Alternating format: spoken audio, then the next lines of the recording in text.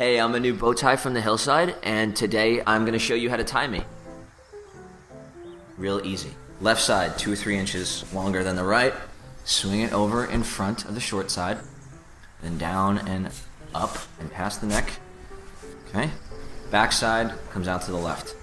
Fold it across in front. Put it right over your collarbone. Okay? The bottom side swings out in front.